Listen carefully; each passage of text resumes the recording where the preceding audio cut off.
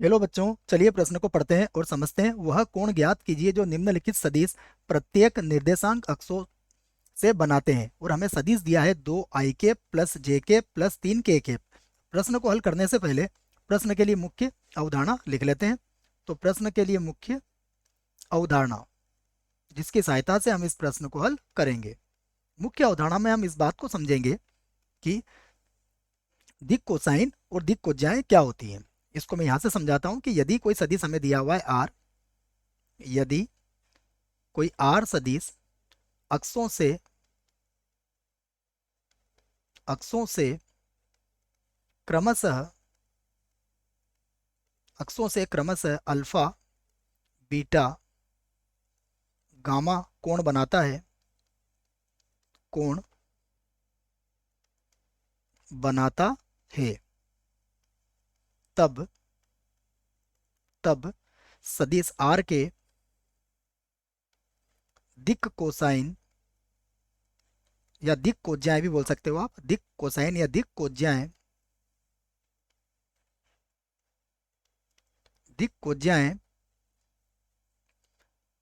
L M N होती है जहां जहां एल बराबर होता है कॉस अल्फा, एम बराबर होता है कॉस बीटा और एन बराबर होता है कॉस गामा के बराबर।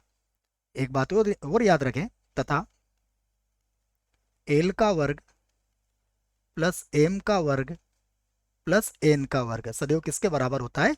एक के बराबर होता है। तो ये बातें आप याद रखें। इस सदिश की सहायता से हम यही ज्ञात करने वाले हैं। अब जो सदिश है मैं उसे ए के बराबर मान लेता हूं और फिर हम इस प्रश्न को हल करेंगे। तो माना जो सदिश हमें दिया है वह सदिश ए के बराबर है। तो ए बराबर मैंने ले लिया 2i प्लस का हो गया जे और प्लस का हो गया 3k। ये हमें दिया गया है। यहाँ पर यदि हम इसकी दिशा में इकाई सदिश प्राप्त कर लें तो हमें कॉस अल्फा, कॉस बीटा और कॉस गामा के मान प्राप्त किए जा सकते हैं। तो मैं यहाँ पर क्या करता हूँ, ए की दिशा में ए की दिशा में इकाई सदिश ज्ञात कर लेता हूँ। इकाई सदिश, तो जब ए की दिशा में इकाई सदिश ज्ञात करूंगा तो देखिए इसका सूत्र क्या बनेगा। हमें पता है इकाई सदिश क्या होता है।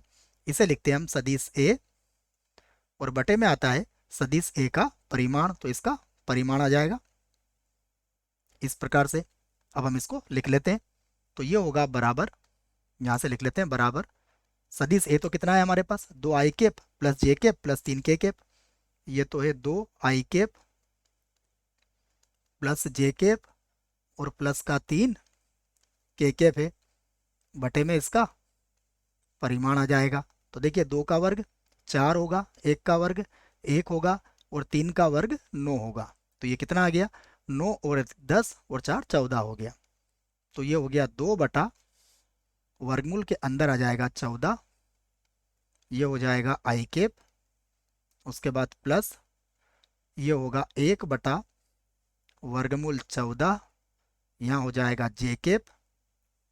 उसके बाद प्लस ये होगा 3 बटा वर्गमूल 14 और ये हो जाएगा के। तो यहाँ पर जो एल एम और एन के मान है हमारे पास आ चुके हैं, क्योंकि हमें ये बात पता है। मैं लिख भी देता हूँ कि यदि हमें इकाई सदिश की बात की जाए तो इकाई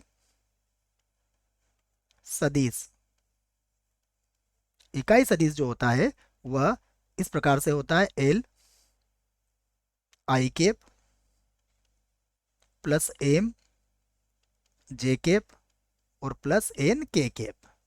तो ये आपका इकाई सदिश होता है। तो आई जे के जो गुणांक होते हैं वो हमारे क्या हो जाएंगे, वो हमारी दिक् कोज्याएं हो जाएगी। तो अब यहाँ पर कह सकते हो आप कि अतः अतः एल बराबर कितना हुआ, एल बराबर, मैं कॉस अल्फा को थोड़ी देर बाद लिखूंगा, पहले मैं इसकी तुलना कर लेता हूँ। अगर आप ध्यान से देखें तो यहाँ पर हम कह सकते हैं कि एल बराबर तो आया 2 बटा वर्गमूल 14 के बराबर।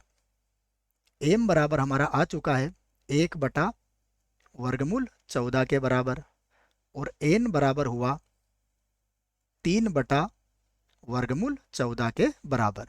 अब हमें पता है l जो होता है वह कॉस अल्फा होता है, तो यहां से हम लिख लेते हैं कॉस अल्फा